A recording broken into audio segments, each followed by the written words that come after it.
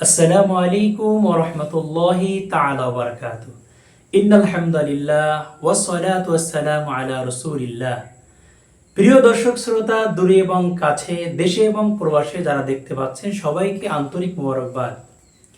আজ আমরা ইসলামের একটি গুরুত্বপূর্ণ বিষয় সম্পর্কে সংক্ষিপ্ত আলোচনা করব, সেটা হলো হালাল হারাম। আল্লাহ রাব্বুল আলামিন পবিত্র কোরআনুল কারীমে ইরশাদ ফরমাইয়াছেন, বিসমিল্লাহির রহমানির রহিম, আহাল্লাল্লাহুল বায়আ ওয়া হাররামার রিবা ওয়া ক্বালা আন-নাবিয়্যু সাল্লাল্লাহু আলাইহি সাল্লাতু ওয়াস সালাম, কাসবুল হালালি ফারিদাতুন বা'দাল ফারিদা ইলা আখিরিল হাদিস।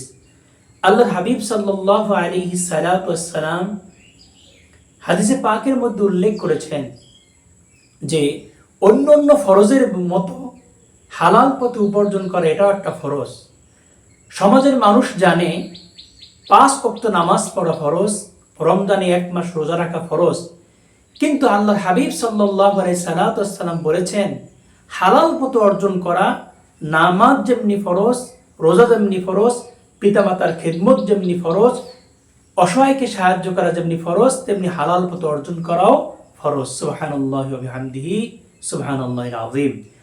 আল্লাহ রাব্বুল আলামিন বলেন, আহাল্লাল্লাহুল বায়আ ওয়া হাররামার রিবা। আল্লাহ রাব্বুল আলামিন তিনি বলেন, আমি আল্লাহ রাব্বুল আলামিন ব্যবসাকে হালাল করেছি আর সুদকে হারাম করেছি। অন্য আয়াতে আল্লাহ বলেছেন, ইয়ামহাকুল্লাহু রিবা ওয়া ইয়ারবিস সাদাকা। আল্লাহ বলেছেন, আমি সুদকে নিশ্চিহ্ন করে দেই আর সদকাকে বিরুদ্ধে করে দেই। এই আয়াত দ্বারাও বোঝা যায় দুনিয়ার ভিতরে আল্লাহ হালালের ভিতরে বরকত দান করেন, হারামকে আল্লাহ নিশ্চিহ্ন করে দেন। অপর হাদিসে তিরমিজি শরীফের মধ্যে রাসূলুল্লাহ সাল্লাল্লাহু আলাইহি ওয়াসাল্লাম আরো উল্লেখ করেছেন যে লা সালাতা ইল্লা বিতুহুরিন ওয়ালা সাদাকাতুম মিন গুলুলিন, অর্থাৎ পবিত্রতা ছাড়া যেমনি নামাজ হয় না, তেমনি আল্লাহ রাব্বুল আলামিন হাবিব বলেন পবিত্র মাল ছাড়া সদকা করলে সদকা কবুল হয় না। এজন্য আমাদের প্রত্যেককেই হালাল পথে অর্জন করতে হবে, হালাল পথে চলতে হবে, হালাল ভক্ষণ করতে হবে।